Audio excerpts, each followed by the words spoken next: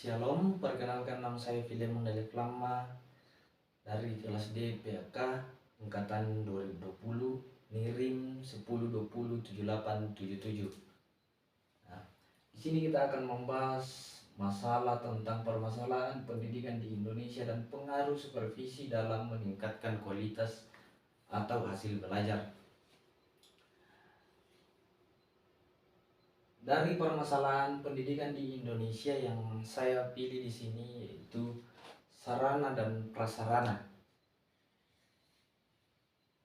Dari sarana dan prasarana ini kita akan membahas 3 bagian.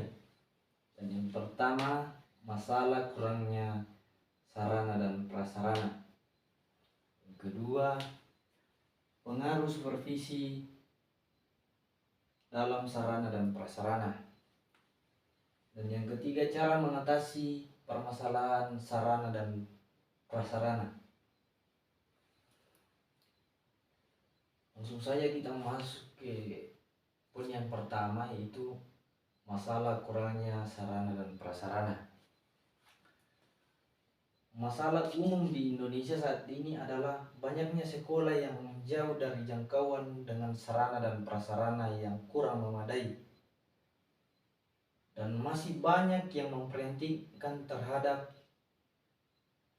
di sekolah-sekolah yang terpencil banyak fasilitas yang minim dalam segi jumlah dan kualitas.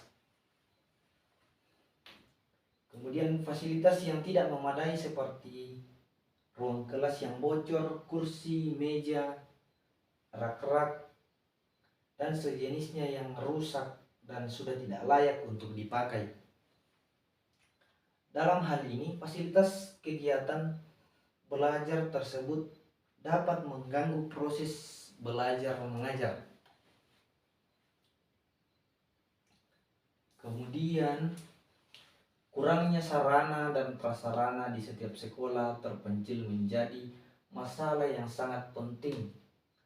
Hal ini juga membuat pembelajaran di sekolah berjalan kurang optimal dan tidak mencapai tujuan yang diinginkan. Kemudian di daerah terpencil, kurangnya sarana dan prasarana pendidikan yang tidak memadai termasuk sumber daya manusianya sendiri dapat menghambat pembangunan pendidikan. Kemudian kita masuk ke bagian yang kedua, yaitu pengaruh supervisi dalam sarana dan prasarana. Peran supervisi kepala sekolah dan motivasi kerja akan dapat meningkatkan kinerja mengajar guru apabila didukung tersedianya sarana dan prasarana yang mendukung pendidikan.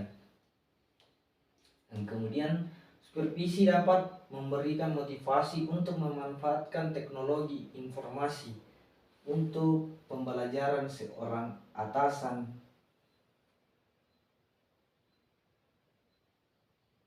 Seorang atasan dapat memberikan motivasi kerja kepada bawahannya agar bersemangat dalam bekerja. Kemudian yang ketiga, cara mengatasi permasalahan sarana dan prasarana. Guru mempunyai setiap kreatif ditunjukkan dengan kemampuan melihat masalah, mencari ide dan gagasan dalam pembelajaran, keterampilan, sehingga dengan keterbatasan sarana dan prasarana di sekolah tidak menghambat pembelajaran dan pembelajaran dapat diterima siswa.